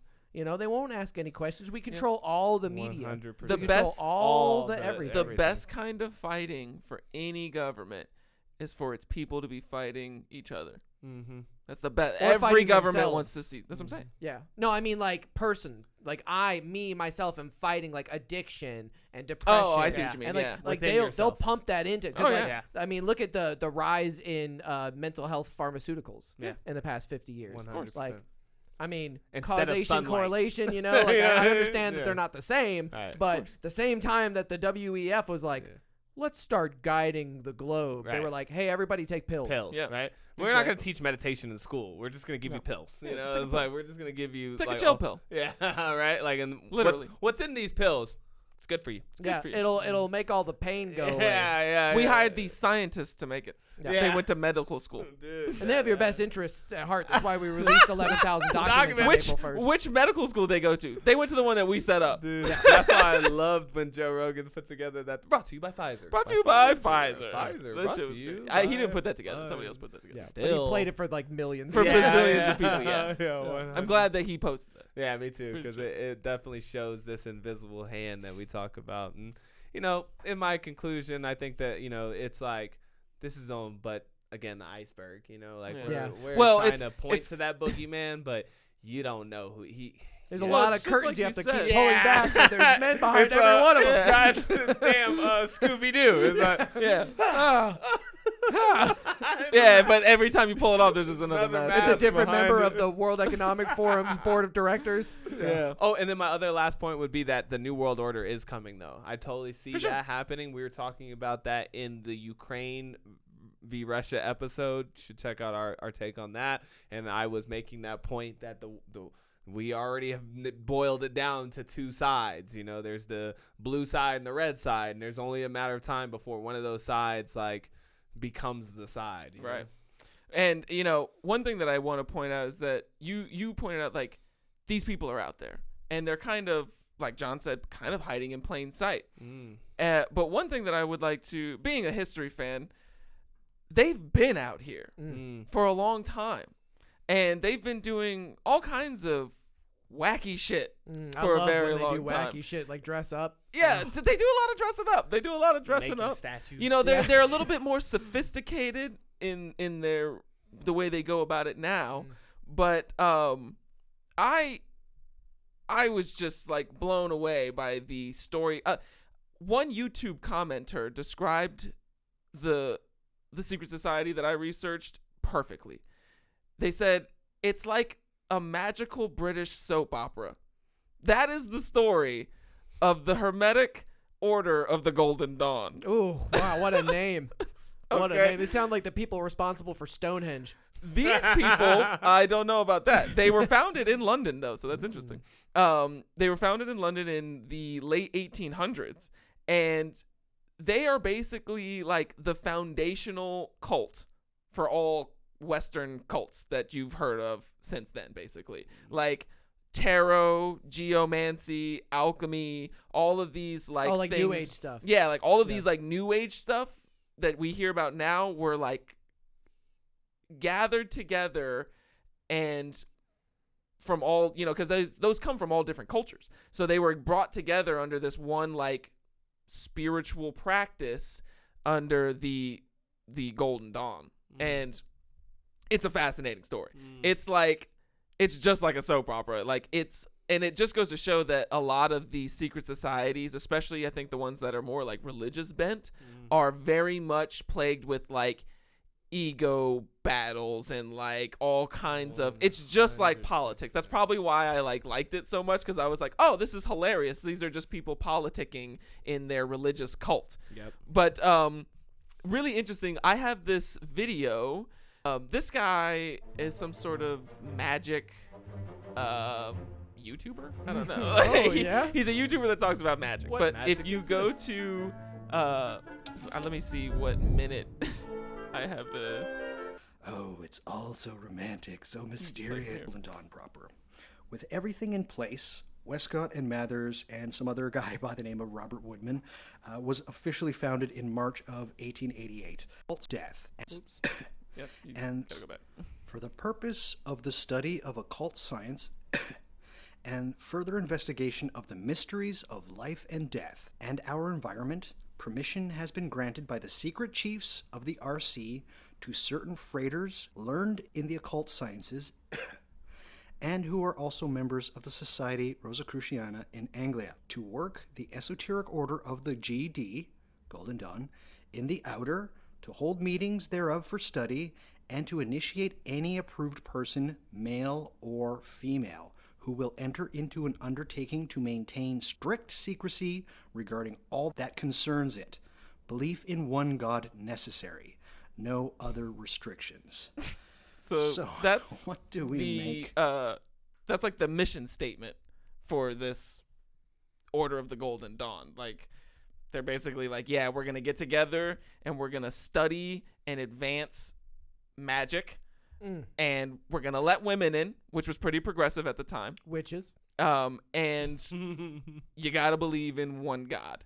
Now, I later found out that that restriction was kind of loose. They didn't necessarily say that you had to believe in Christianity per se, but it was kind of like you have to be open to Christianity. Like, we're going to try to convert you while you're a member if you don't believe in Christianity. But as long as you believe that there's only one God, we can work from there. Like, we can, as long as you believe that, we can probably subdue you or It whatever. sounds similar to Freemasonry, where you where It was started by 3 different Freemasons. Yeah. So and this is the founding story of this order is hilarious. It's totally mind-blowing. It starts with these 3 Freemasons that are part of this. So within the Freemasons, there's also this like subgroup called the Knights Templar. No. Oh. It's called the that's the other subgroup. Yeah, there's a lot of them. It's called the Rosalia Anglica or whatever, the Retrushkin. It's the word that he said earlier. I don't know. Gotcha. And it's like I don't know. They're some sort of subgroup in the Masons. I didn't look too much into them, but 3 members of that subgroup go on to form the Order of the Golden Dawn, and they form it because they come into possession of these cipher manuscripts of unknown origin.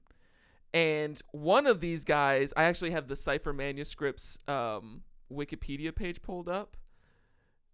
Instagram chat. No, it's you already pulled them up. They're right there. These are mine. Oh, so then you didn't pull up any of Yeah, mine. they're in the Okay. Instagram chat. No, up. Right there.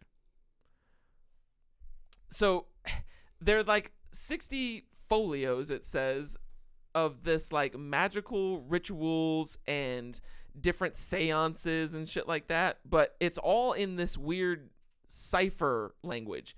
And so it gets passed around. Nobody really knows where it started, like who wrote them or whatever. But basically, it gets passed around to a few Masons within these three guys, purview, their little Pierce group. And nobody can really make any sense of it or wants to do anything with it. Well, one guy breaks the cipher, and he discovers all of these magical rituals that's inside of it. And there's an address to this woman named Anna Spengel or something. She's an Austrian woman, some sort of Austrian noblewoman. And apparently it's conjecture whether or not this woman actually even exists, because there's a lot of evidence to say that these letters that this guy brought back are totally fake. Right. But for whatever reason, whether she's real or fake, her address shows up in these manuscripts.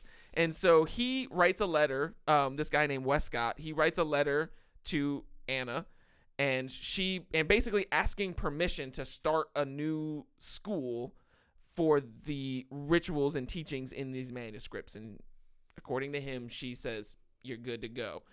And then she promptly dies, according to him. And, well, not quite. She lives just long enough to tell him how to contact the spiritual chiefs. Oh, yeah. You got to be able to contact them. Yep. Right. Yeah. So she's the only one that can do it. She teaches him, then she dies. Yeah, of course. And now he's like, him and the other three founders are like the only guys that can contact these spiritual chief guys. Sure. And like I said, like they're all into like what you would think of as like new age spirituality. They're into tarot card readings, and they do like weird, I don't know if they do a lot of sacrificing. Like nobody really said anything a lot about sacrificing, but they do a lot of like weird rituals and like Wicca stuff. I did find this NPR video, and it is of some people who are in a band, and all of the members are, the order ended up getting disbanded in like the early 1900s. So I tried to find some stuff that was like, before I knew that, I tried to find some like current stuff. I was like, oh, who's Golden Dawn? Yeah, like what's going on with the Golden Dawn today? How they popping? Come to find out, one thing that I found out was that the far-right political party in Greece, after their economic collapse in 2012, apparently they were called the Golden Dawn. And I saw a lot of stories about some people, like members of that party, getting charged with murder. And I was like really excited. I was like, oh, this is going to be great. And then I was like, wait, Greece's political party? Turns out it's totally unrelated. But yeah, but I did find this. It also reminds me of Luciferianism, because that's the idea very much of the same. Morning Star and esoteric writings. I mean, it's all based on incantations. paganism. Yeah. It's just, it's like basically paganism, really. Zodiacs and all that. Always be very wary of the conduit, though. Of the messenger. I can talk to God. Exactly, Me and my two homies are the only ones who can contact the spirit world. Fuck with that so shit. I found this. You can just play it from the beginning. We're not going to watch much of it. This is a band, and the members are apparently followers of the Golden Dawn teachings, and were inspired by the Golden Dawn teachings to make this music.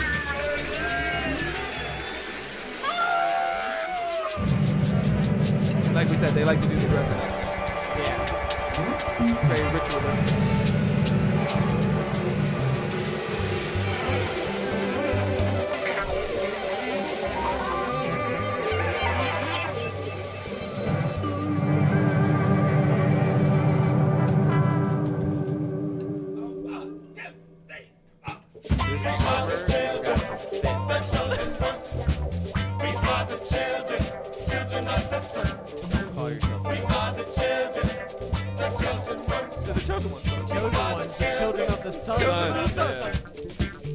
Come and join us.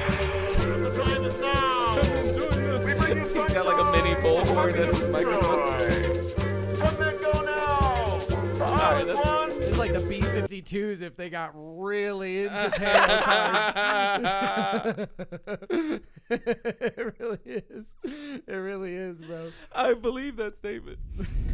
So, Drummer's fit on point. The drummer's fit is on point, and I loved like later on the bassist, the dude with the weird like Phantom of the Opera mask. He was killing it later, but so yeah, like they kind of get down with that funky groovy global spiritual shit. That's one thing that's interesting though, is that like they're also very like global oriented, as well as the actual Order of the Golden Dawn people, which again it was founded in London, but it ended up having chapters in Paris, and there was one opened in Chicago. So it also had global presence. That's how Keith Raniere did Nexium too. He started opening up little facilities all over the world, in yeah. little areas to teach his way of like auditing people. Yeah, exactly.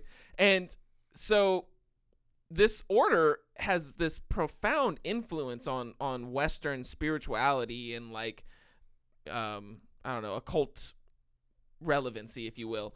And what's interesting is that it has a very short life. Started in like 1868, I think is when it was founded, or 1888, I think actually, and it was disbanded in like 1905. And what led to it being disbanded was poor leadership, if you could say. And so essentially, it all stemmed around your good friend Aleister Crowley. A lot of people in the organization did not. Your good friend. Yes, I know all about Mr. Aleister Crowley. John Allen and Mr. Crowley go back very far. I know all about the old Triangle Man. So basically, you know, and I guess he just had his finger on the pulse of like everything occult in Britain at the time. So he's like a member of this order, and a lot of the members do not like this guy at all. And he's like schmoozing up to the what's now one founding member. One of the members dies very shortly after it becomes founded, and then that seems to be happening to a lot of people. And then another member, his day job is like he works for the government as like a coroner, and he accidentally leaves some papers from the Golden Dawn in like a carriage that he's riding around in, and then they come out in the press, and his government job basically comes down and makes him quit the group. They're like, look, man, you can't work for the government and be part of this group. That's and like when your retail job finds your like your Twitter account. Yeah, exactly. They're like, look, man, you're not going to be able to work here anymore. You say way too hostile shit on there. But so basically they were like, you're going to have to quit the group. And so he resigns, and now it's just this Westcott guy.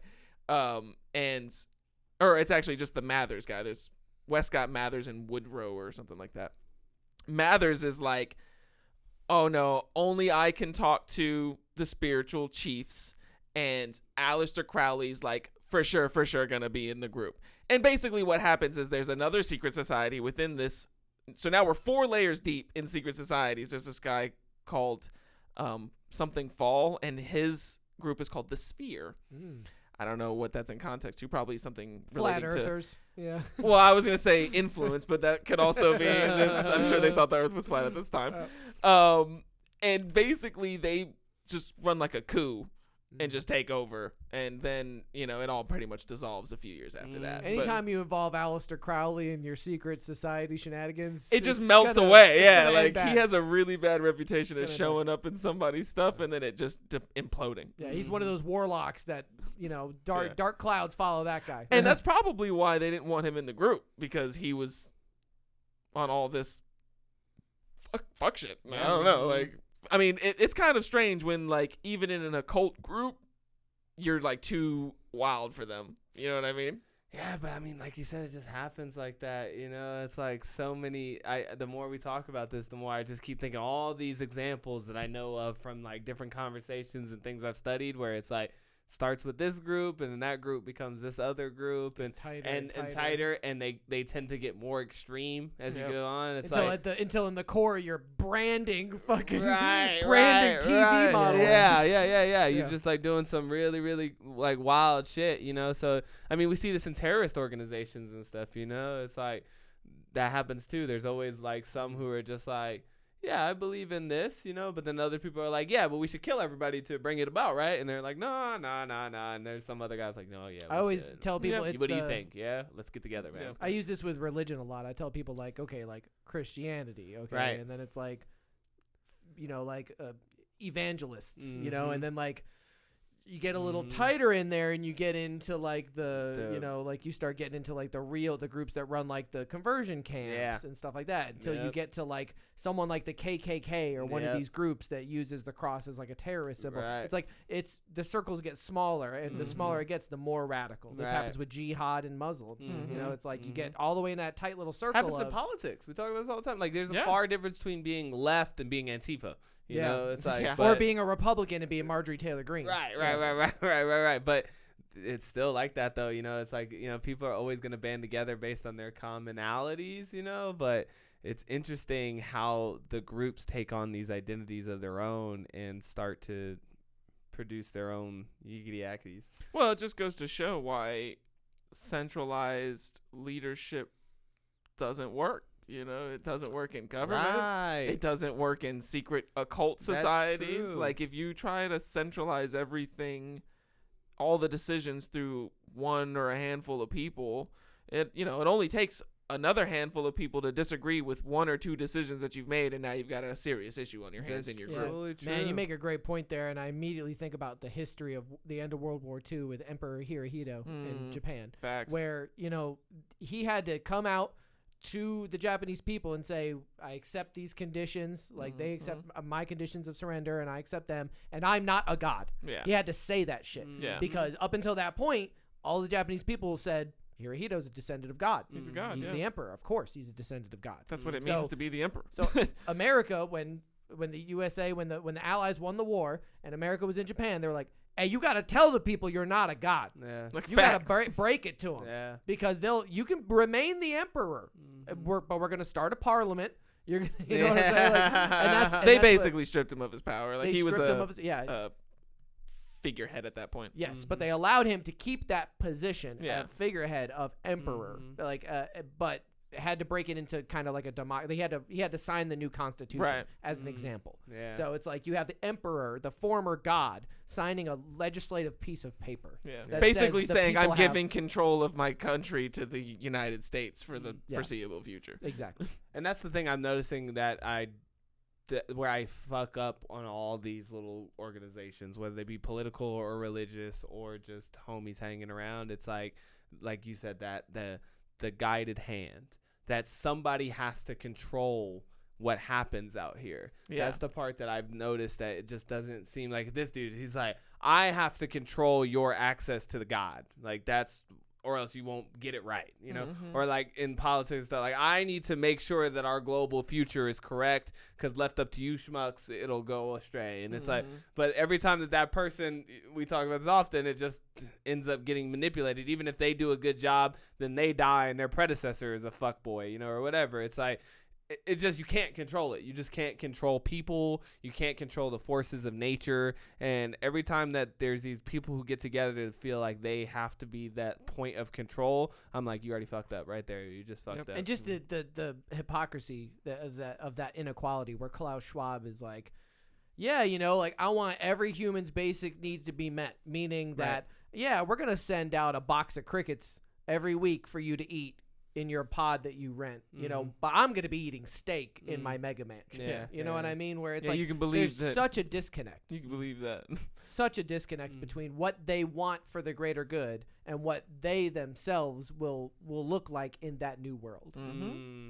Yeah, because like I said, they ain't giving up their billions. It's funny. They're like, wealth inequality is a big deal, but how come you never hear these economic forums coming together and being like, we've decided that each one of us is going to give away 75% of our net worth into whatever the fuck, we're going to put it into a fund, a global food fund, or we're going to start these programs. I don't give a fuck. Or if they all got together and were like, all right, we'll make sure our businesses pay taxes. Right, like, that's the that would funny- be such a small thing. Yeah. I'm glad you brought that up, because I thought of that earlier when they were like, the governments needed this and that. But I'm like, y'all don't even pay the government. What the fuck? Government pays you to exist. Yeah, like, and you're sitting here talking about we need to use the government. Like, fuck no, man.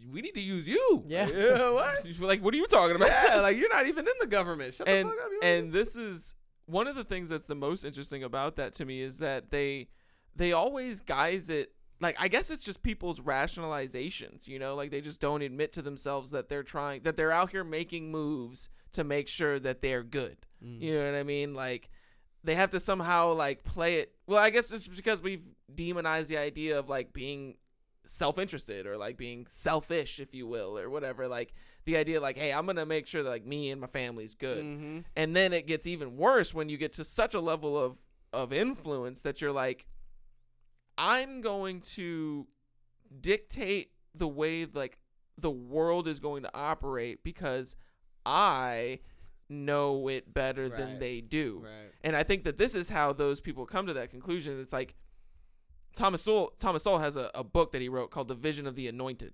And it's like basically this idea that some people have this, idea in their head, whether it be consciously or subconsciously, usually it's subconscious, but that they are morally superior than everybody else, and that their ideas are the right ideas, and that because of that, they are then allowed to do whatever they need to do to implement those ideas because they're the correct ideas and they're morally superior ideas. So I can't be morally judged for doing anything in the act of bringing about this morally righteous thing.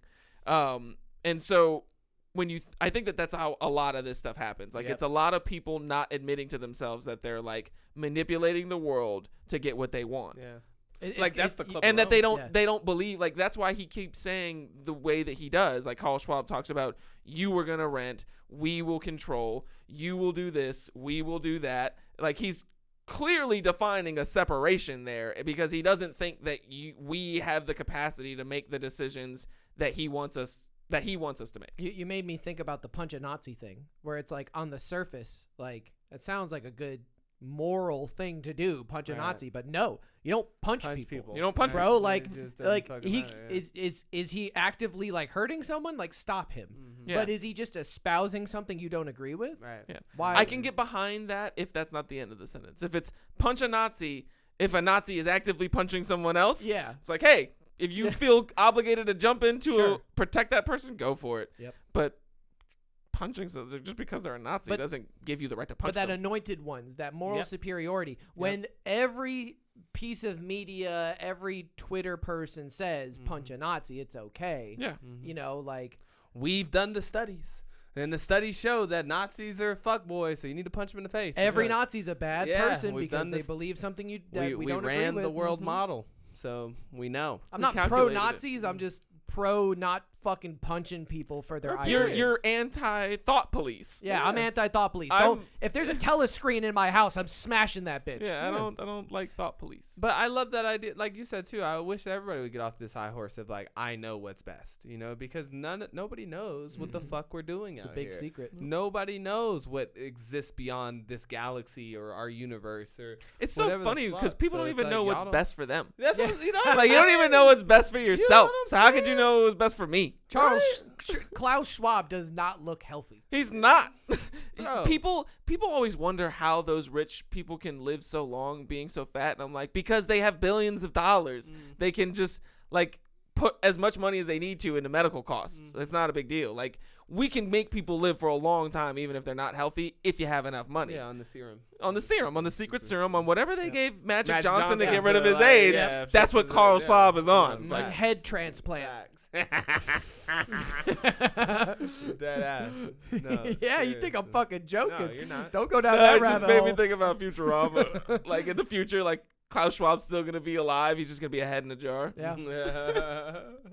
Yeah, man. Hey, they're out here. I'm really trying to stay away from societies as a whole. It's tough for me because I'm prone to creating groups, you know? So it's like, dang, like I would get together and create a group, but every time I think about that, I'm just like, can't do it, man. Can't do it. Groups are no good, man. Can't do it. Bill Burr told me a long time ago with his bit. He said, I remember he was like, I'm gonna join a group. My group doesn't like that. And he was like making a joke about how all of these people are getting in trouble, like grown adults getting in trouble by these groups. Like a group online attacks you and now you got to apologize. And I was like, that's so true. And then he started getting into like, you know, as a dumb man, he started talking about the psychology of a person that would join a group like that. And I was like, I feel that. That's why I don't join those groups, because I don't like those people. That's why I stopped dressing up in costumes and doing mystic incantations. Yeah. They kept trying to recruit me into the fucking Golden Dawn orchestra. Yeah, they really liked my fit. I won't do it. Like, I'm the most... They like the way I played the triangle, so they told Seriously, bro. I'm the most religious, or I'm the most spiritual person I know. You know what I mean? Really, I'd be having a deep relationship with the God, you know, but I can't do y'all's rituals. I can't put y'all's fucking suits on and sing y'all's songs and do the dance here with the crawl Golden through Dawn. the room that gets smaller. No, I'm not, because to me, I'm just like, y'all are fucking What's with all the pageantry? Yeah, you know what I mean? I'm like, Like what is all it's this miraculous enough as it is, just to have an intense, profound moment with the universal power that people have called God for all time. Why do we have There's to no come need to together dress up and for that. do Like you it? don't have. You could be naked if you wanted to. I got a Like, great conclusion to this. I left a secret society called the U.S. Army. Where I used to dress in costumes. I did rituals and incantations on a daily basis. I fought for the global world order. Yeah. Like, Yeah. I was already in it, man. Yep. And so I told myself, you know what? I can't do it anymore. Yep. I can't be in this secret society anymore. And, I just thought about it. I was in one too. I was in the Boy Scouts. Yep. There was. Yep. It's a group. Secret It's a society. group, There's yeah. groups They put within the that- group. I was in a group. I was in the the E4 Mafia. Yeah. That's a group within a the group within a It's group. a whole different, and them boys was a lot more radical than. Yeah. That E4 Mafia was radical, boy. Yeah. God, that's funny. It's hilarious, man. So I think that's one of my common themes about this, about life in general, is the avoidance of groupthink, and like falling into groups. I've studied plenty of cults, I've studied plenty of secret societies out here and stuff, and I've seen them all, and they very rarely end well, because most of the time when people have to give up their autonomy in some way, they give them up to somebody who does not deserve that, or is going to misuse it in some way, because it's usually ego driven, so it's like, whatever, man. I'm not, like I said, I'm not swearing to none of those bitches. I would have gone to college and I would never thought about a fraternity, and they're like, oh, but yeah, you get all these super cool bits. I'm like, no, but y'all aren't gonna put your dick in my mouth or some shit. I was already in Like, a what the fraternity. fuck? I had to take a sword and touch Yeah. it to my fucking hat and shit. Like, I'm done with that. You know what I mean? I'm done Like, with your I'm not rituals. doing any of that. No more pomp. You said pomp to and get you- circumstance, and I was like, the military. Right. Oh my god. 100%. Like that's all it was, dude. All the Same time, fit. constantly. Same fit. Facts. If anybody makes you put on their little stupid costume, I wanted to bring up the Davos It's the picture. first Twitter one. They Yeah. make you put on their crest, boy. I'm not with it. Yeah, man. this looks like some Epstein Island. that temple look. shit. You know what I mean? It 100% does, and I just don't. I mean, they know what their agendas are and what they're up to, but That's I'm like just some like, StarCraft shit. it does. Yeah, he's. It does. Yep. I've never seen anybody in a uniform doing the right thing. Honestly, look. He looks like a bad. He looks like the Wrath of Khan from Star Trek. Like one of the bad guys. Yeah. Yeah. Yeah. It's just not good. So yeah, my conclusion: no more secret societies for me. Yeah. No more groupthink. I'm gonna take the lessons I learned from secret societies, or what I can. Like, it's like reading Dianetics, but not becoming a Scientologist. Right. Like, I can read, I can understand how you Yes. want me to be a better person. I'm not gonna follow the Xenu electron path. Right. Yeah. Yep. 100%. I often think about that too when I dive into these topics and stuff, and like that's what I'm saying. Like I'm always like, yeah, that's right, man. That's why you can't get wrapped up in these dogmas. Like I don't give a fuck about your conspiracy theories and all that stuff. I will consume them and stuff, but I'm coming with the always, like you said, like I don't want to get into any of these things to the point where I feel like I need to be active towards that. Like if I y'all gotta start drive coming, to Comet Ping Pong and shoot the hard drive. 100%. Yeah, it like doesn't when make you any guys fucking are sense. like, storm the Capitol, pro Trump. I'm like, I'm out. I'm out. Like y'all have fun with that shit. I don't ever feel the need to You know like what it is? act upon this stuff. It's because we told everybody that you can't cherry pick. But as I'm sure Klaus Schwab agrees, people are dumb. Yep. And they took that to apply to everything. Like, well, really, we were just talking about statistics. Like, if you're going to look at, like, an experiment, you can't cherry pick data. But I firmly believe that when it comes to the realm of ideas, you should cherry pick the shit There out is of no those ideas. data or Yep. statistics about which ideas are best. Beliefs. Like, it's about you and the results that you're getting in your own life. So whatever ideas you get that you're like, oh, I like a little bit of that. Take a little bit of that. Leave the rest. But just, don't- like, yeah, like it's not, because it's like Hitler believed in having a strong national economy. So is it bad to believe in having a strong national I fuck economy? with that. I fuck with that. I fuck with having a strong national economy. Kill Jewish people. I That's where you don't lost fuck me. with That's that. where you I lost me. I Right don't fuck with there. the kill Jewish people part. But we definitely got to maybe point to the conversation. I can't point to the title. I can't remember which one we talked about, but It's a slippery slope, though. Let's not forget, boys. You don't just we jump talk right about in. it. They don't give you the suit on day one. Nah. That's not what happens. You know what I mean? They So break you down until you beg for the suit. so you're like crying to be in it. Until they say, well, if you want your 4 pieces of bread for the day, you're gonna have to change into the space suit. Yeah. So. If you want a full box of crickets this month, yeah, you better get on your Peloton and power up the generator for us. Yeah. Because they're only gonna give you the bare minimum in that whole thing. Remember, box of crickets. Hey, crickets are high in protein. Though. Yeah. Let's not fucking sleep on the fact that crickets are good. For I'm you. talking shit about eating crickets, but if Klaus Schwab sends me a bucket of crickets, I'll eat them on the camera. Get into the If old Klaus thing. Schwab sends me a bucket of anything, I'm not eating. I am. I want the nanobots. But I could get down with some deep fried crickets as long as they're fried in not vegetable seed oils. All right, well, unless you guys got any other ideas, that's it for me on this That's podcast. it. Yeah, hey, it's man, a good one. We're definitely gonna revisit this topic, I'm sure. So drop some secret societies that you've you got know about. if you've got the lowdown on a couple of secret societies, I do want to hear about holla them. at your Throw boys. some ideas our way. Don't holla get at your boys. don't be stale. Because I do. We know about the Freemasons. Yeah. Okay, give us something. Give me some meat on the bone. spiciness. Give me some Golden Dawn type shit. Yes, please. Like bring it to my attention. But until then, we'll see you guys next time. Man. Peace.